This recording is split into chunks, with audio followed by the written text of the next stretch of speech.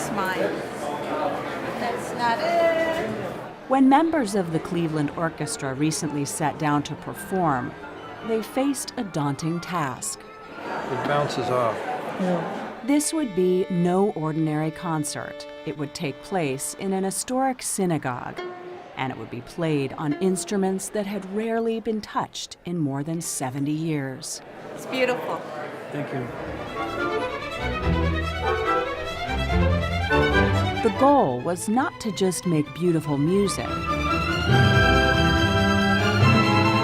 but to give voice to millions who were silenced in one of humanity's darkest chapters.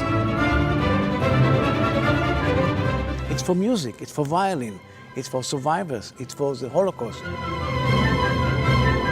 The concert was the culmination of decades of work by Israeli craftsman Amnon Weinstein.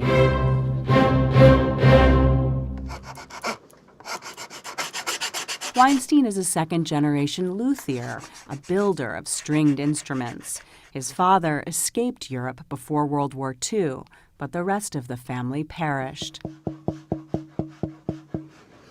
It's going to be a very good sounding instrument. To honor their memory and those of everyone who died in the Holocaust, he and his son have collected and restored dozens of instruments that survived. I had a guy who came over to me, he played on the way to the guest chamber, and he gave me his violin, he wanted to restore it. And when I opened the violin, there was black powder inside. That for me, it's coming only from one place. Yeah. This one was played in the orchestra of Auschwitz. Many of the instruments in Weinstein's collection, like this one, were used in concentration camp orchestras organized by the Nazis. And before the orchestra, in front of them, there was a pile of all these dead people. And yet they played. And yet they played. So the moment that the war was finished, they never touched the instrument again, most of them. In the camps, the violin could also be an instrument of defiance. It was forbidden to the Jewish to pray, and the violin was praying for them. So it's sacred as well. And to be out of this horrible place for 5 minutes, you know the value of that? Yeah. For 5 minutes in a free world. Some people say that always when he played the violin, he was in a concert hall. Yeah. You open the door, you see the barbed wire. Transports you somewhere else. Completely. The power of music. That's the power of music. Music is deeply rooted in Jewish tradition. Persecuted throughout European history, Jews were often on the move in search of a safe place. Music became a refuge and a source of joy. Have you seen Chagall painting? This was a part of the culture. It was a cheap instrument. Everybody could afford it. And always when people asked Isaac Stern why so many Jewish people are playing the violin, his answer was very simple. It is the easiest instrument to pick it up and to run away. Besides portability, the violin has another unique quality. Its design originated in 16th century Italy, where it was created to emulate the range of the female soprano voice.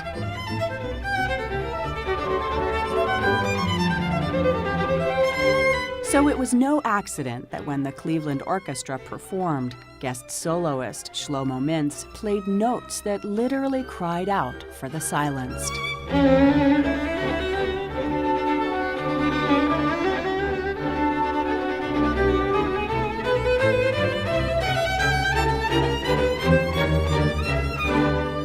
Instrument becomes part of the person which plays it. It's the voice of that person comes through the instruments. And just knowing that some of these people who have owned these instruments did not survive, but their personality is still within these instruments, I find that very moving. Franz Welser-Möst conducts the Cleveland Orchestra. He and violinist Peter Otto were keenly aware of the history of the instruments. What happens to an instrument if it isn't played?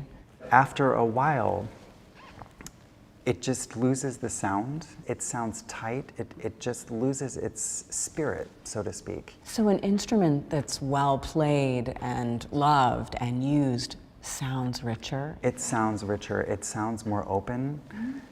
It's like a really good singer singing freely and using everything they got, you know, in their body.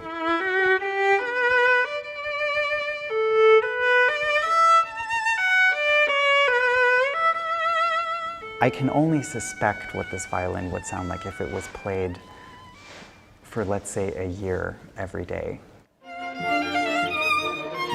Which is why a museum display of Weinstein's instruments, called the Violins of Hope at Cleveland's Maltz Museum of Jewish Heritage, includes regular performances. When Amnon created the Violins of Hope, it wasn't to put them on a table and have somebody look at them. It was that they had to be played because that's the only way the voices of the voiceless could be heard. Richard Bogelmolny and Milton Maltz are the driving forces behind the exhibit and concert. Welcome to this historic occasion. How did it feel to be in that incredible space and have this project finally come together? Well, I'm fairly short. I'm about 5'5". It felt like I was 10 feet tall. The audience was uplifted as well. The Violins of Hope were no longer silent. Violin is talking. Violin is singing. And if you have a good way to listen, you can listen to all the stories.